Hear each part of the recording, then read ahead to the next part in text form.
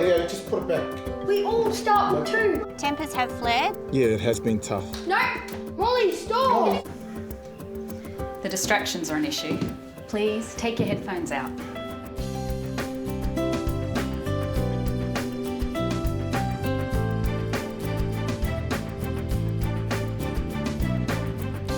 Hi, I'm Katrina Blowers from 7 News, and you're with us on Parenting in a Pandemic, your source of sound advice for how to stay whole and happy during these challenging times. And joining us again is the man who is here to help, Professor Matt Sanders. He's from the Parenting and Family Support Centre at the University of Queensland. Thanks so much for being with us once again, Matt. Hi, Katrina. Now, Matt, you have more than 40 years as a parenting expert, and I have no doubt that one of the biggest issues you see is how to manage extreme emotion and anger, which we all face within family units from time to time. And these are especially trying times right now, aren't they, Matt? They certainly are, Katrina. I mean, we're living in a world that is changed amazingly really over the last few months, and it's still changing, and I think a lot of us are feeling a little bit frazzled with the pace of it all. And for parents who are managing their own and their children's emotional reactions, it's unavoidably stressful at times. I think there are things that we can do to navigate this situation as calmly and as positively as possible. I'm certainly finding that little things are really triggering me right now. So what are some of the strategies that you have for us to help us deal with some of those strong emotions? I think the important thing really is that parents just have to take care of themselves better in a crisis situation. And the better we do this, the better able we are to support our kids and others around them.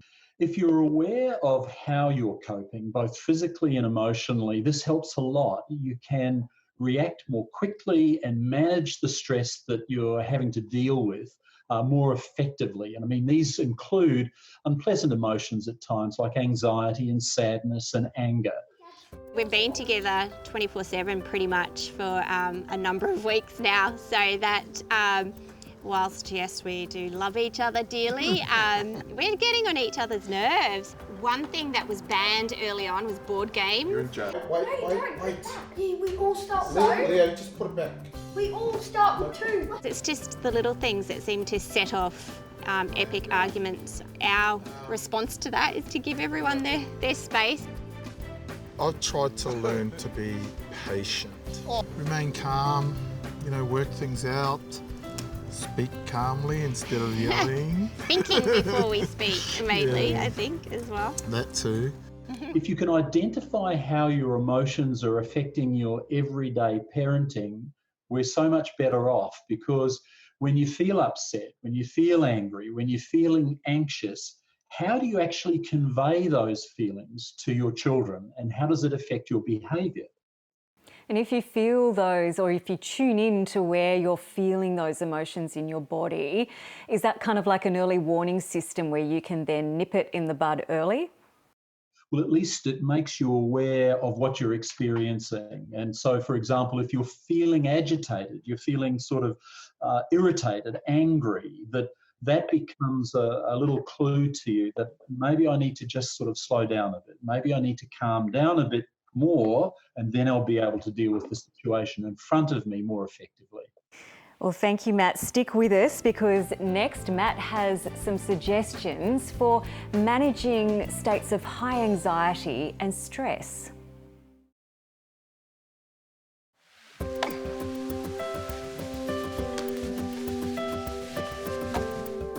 Welcome back. Well, Matt and I were talking about some of those raw, intense emotions that can really sabotage our parenting efforts. Matt, can you please share your advice on how to manage the stress and anxiety that a lot of us are feeling? One of the most important things, I think, is actually to have a little bit of planning and organisation in your day. So if you're planning your day, you're starting to think about setting yourself some goals for the day that are actually achievable. And this includes building in some pleasurable activities. When you're under stress, you're worried about a lot of things, it's so easy to avoid not scheduling in any pleasant, positive experiences over the course of your day, and that's a mistake, I think. The other thing we've got to be careful of is just not to be constantly tracking the media for danger signs. So I would recommend really limiting how often you're checking the news, perhaps twice a day. And when you're feeling stressed or anxious, identify what you're actually saying to yourself. If you can catch these sort of negative or unhelpful thoughts, such as, I can't cope with this, I'm a terrible parent, why are other people being able to cope with this so much better than I am? These are messages you're sending to yourself that are making it more difficult for you to manage a situation. So if you can learn to replace these with more positive and realistic thoughts like, no, hold on, everyone is finding this hard at the moment, and I'm doing as well as the next person, as well as I can reasonably expect to do right now. When I start feeling stressed, I get a tightness in my chest.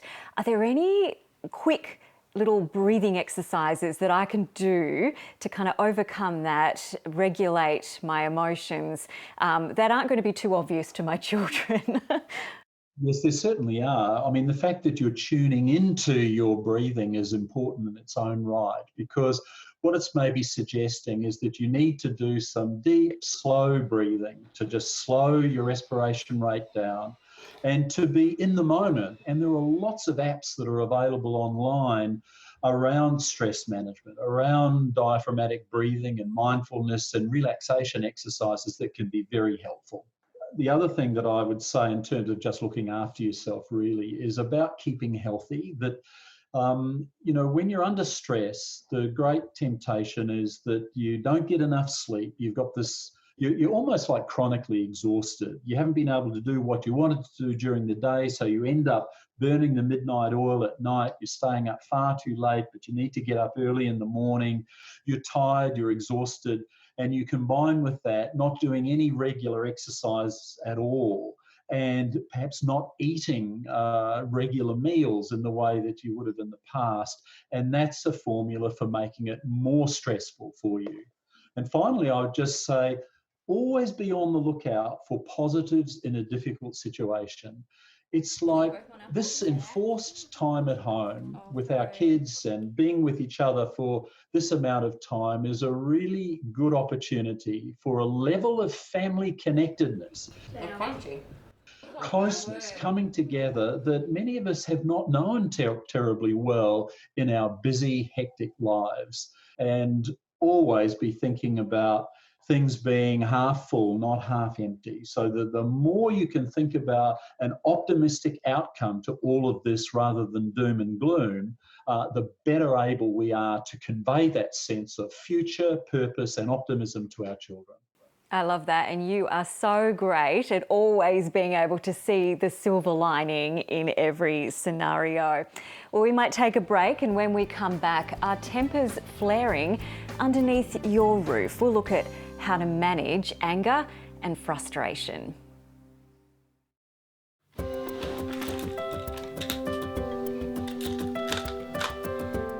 Welcome back. Well, I'm with parenting expert Professor Matt Sanders, and we're talking all about how to safely deal with frustration and anger within the family, including when tempers get very high. Well, Matt, fights and arguments are part of daily family life, but how do we make sure that they're not doing damage? Well, I think first of all, recognising that, some disagreement, some conflict is normal, is inevitable, and in fact, it's actually helpful for children to witness adults discussing and resolving problems, because the message fundamentally is that problems have solutions, and if you talk them through, they're more likely to occur. However, I think we do have to be mindful of the fact that it is harmful for children to be witnessing heated, unresolved adult conflict. Disagreements are fine, debate and discussion are fine, but children are highly attuned to the endings of arguments. And the more they see compromise, the more, as opposed to angry exchange or storming off or escalation, and clearly the problem is not resolved, the more they see that, the more distressing it is for children. Is it important if a child has witnessed you as an adult having a conflict with another family member, is it important to check in with that child and just make sure that they saw things the way that perhaps you hoped that they saw them?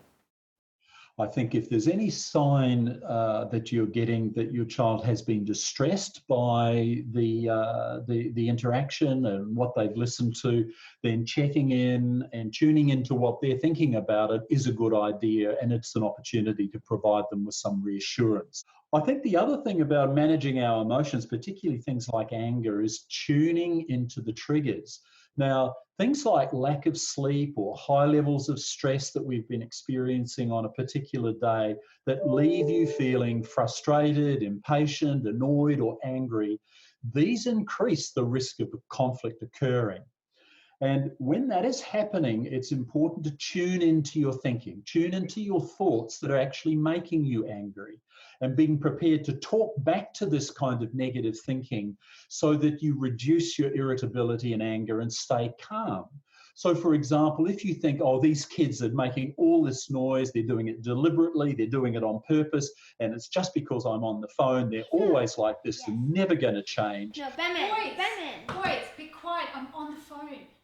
Those kind of angry thoughts feed angry actions. You become more irritable, you're more likely to lash out. Boys, be quiet, I've told you already, I'm trying to work on the phone. And, I guess in the future, the next time you're having a telephone call, kids are more likely to continue to engage in that kind of behaviour because they know it gets a bite. So to get through a current situation as calmly and as constructively as possible, try to make an extra effort when you're communicating about your own needs to be assertive. That's being clear and calm, but not being aggressive, not being threatening, hostile, or angry when you're asking others to make changes or you're wanting to talk to them. The other thing that I just emphasize here is that if you know you're getting into this escalation trap, which is you'll get feeling irritable, you're feeling angry, the kids are not cooperating, the temperature's rising, you're feeling more annoyed and angry, and then right at the point at which you're really upset and perhaps even shouting or threatening at them, the kids cooperate. This is not good for them and it's not good for you, because what it's inadvertently conveying to you is that I have to shout and yell to get these kids to do anything, which is not a good message. Yeah, there's definitely been more clashes, a little bit more conflict, yeah, because we are under the one roof. I don't like you. You broke my pen. I'm me. I'm getting Dad. I think it went through a peak early, and I think it's now calming down as we all just kind of learn to relax a bit more, not react as maybe we would have before. There's certainly ways that you can reduce that pressure. Certainly getting out of the house, talking. Hey girls, how was school today? Good. Yeah. What'd you have on today? English. Just use that time, use the weather at the moment to be out of the house. So what should we do as parents when we reach that moment, and I think we've all been there, that moment where you really honestly feel like you're about to snap? What can you do? Well, first of all, be aware of whether this is a recurring thing. Does it happen in this kind of situation all the time? It might be, for example, if pre-COVID, it might have been the getting ready to go out in the morning, dress fit, get ready to get in the car or to go out to school or to an early childhood facility, and you find the kids are doing the go slow, you're doing the hurry ups, so that you know that that's actually a high risk time for you. And so what it means is that when you start to feel the surge of strong emotion where you're getting more and more annoyed, that is the moment where you have to pause, take a brief break, slow your respiration rate, calm yourself down, and then try again. So when you say press pause, can you leave the room? Sometimes I'll go and have a brief lock myself in the bathroom for a couple of minutes while I calm down. Is that appropriate? I think that's very appropriate so long as the kids are safe, and that it's important that in taking that little pause, that little break, that the reason that you're doing it is to calm yourself down so that you're better able to attend to the children's needs when you come back. Thank you so much, Matt. Well, stay with us because up next we'll recap Matt's key advice for keeping those strong emotions like anger and frustration from really hurting your family, and what to do if prevention fails and you or a loved one are at real risk. Do you want to give it a spray so they don't stick? Can you smell it? You've joined us for Parenting in a Pandemic, where we're looking at diffusing anger and hostility in a family environment before things get really out of hand. Matt, you had some great top tips for us. Can you please just recap some of those? Well, I think in a snapshot, one of the things to remind ourselves of is that children are watching us all the time, and they take notice of how we as adults speak to each other and attempt to resolve conflict. So kids learn an awful lot about managing conflict by watching us. The second is that if we tune into our own emotions as parents and we become aware of how these emotions are affecting our parenting, this is a huge motivator for us to take a close look at ourselves and to ask, is there another way? Is there a better way of communicating within the family, given that we're at times irritated and upset? This time is difficult for everybody. It's not our fault, it's no one's individual fault. And so I think it's really important not to be too harsh on yourself. It's so easy to be judgy, self-critical, to run yourself down as a parent and make things worse in the process, because if you're feeling overwhelmed, you're feeling inadequate, it just makes parenting that much more difficult. So I would say try to be as caring and self-compassionate towards yourself as possible, and so that you can support your own efforts as a parent and treat yourself as you would treating a friend in terms of being supportive and kind to them. Well, we're often our own worst critics, but there's also times, Matt, when prevention just isn't working and when you or perhaps a family member are at real risk. So it is important to identify when you need to take a step further and reach out. And joining us to discuss that critical point is Dr. Katrina Lyons, who's the CEO-elect of Act for Kids, an organisation supporting families and children who've experienced or are at risk of abuse or neglect. Dr. Lyons, thanks so much for joining us. Thanks, Katrina. Now, May is National Domestic and Family Violence Prevention Month. What messages would you really like to share with parents right now? Well, I think this is a very special Domestic and Family Violence Prevention Month, because what we've potentially got is people at home in pressure cooker situations, given the unprecedented COVID-19 situation.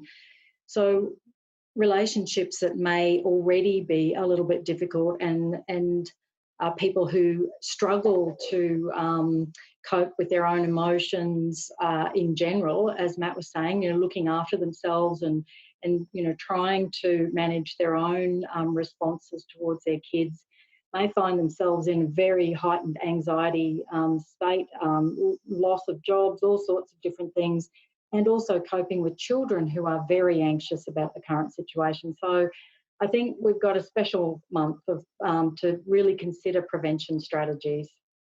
Now, how can parents and children who might feel that they're at risk or perhaps just want to get some extra help, how can they reach out right now without fearing further harm, say fear of confidentiality or other special situations that we're in right now? We have a great system in most of the states in Australia and nationally for helplines, for places that people can call to seek help. So in Queensland, we have DV Connect. Nationally, we have 1-800-RESPECT. There's also a kids helpline for kids who have issues. And then there's men's line, women's line, and sexual assault helpline. All of those places have people who are trained to answer the phone, maintain your confidentiality, but guide you to support where you might need it. it's also us as a community. I think we have a responsibility, if we see people struggling or think people are struggling, to reach out and ask if they're okay and, do they need any help? We have to learn to reach out as a community even while we're being isolated, I think, which can be very tricky. But if you are worried about someone in your family, then I think we need to speak up and ask them if they're okay. And definitely the key takeaway there is that even during a time of pandemic, you're definitely not alone, right? Absolutely. Absolutely. In fact, we need to be more connected now. I'm not a fan of the term social distancing. I think we need to be physically distant, but we need to be socially connected now more than ever. Could I make one observation, and it's this, is that whatever support people are seeking out to get them through this difficult time, everyone needs to remind themselves that change is possible. Even the most dreadful situations, there are things that we can do as individuals and to support those individuals to make a big difference to their own and their family lives, that change really can occur. Well, thank you so much to you both for all your time and advice today. Happy to help. You're very welcome. And of course, Dr. Lyons, all the information and the contact details that you mentioned will be available, along with all our other online resources at Parenting in a Pandemic. And thank you for your company today. We'll be back next Tuesday at 8:30 a.m. on 7/2 for more Parenting in a Pandemic. Until then, stay safe and stay well.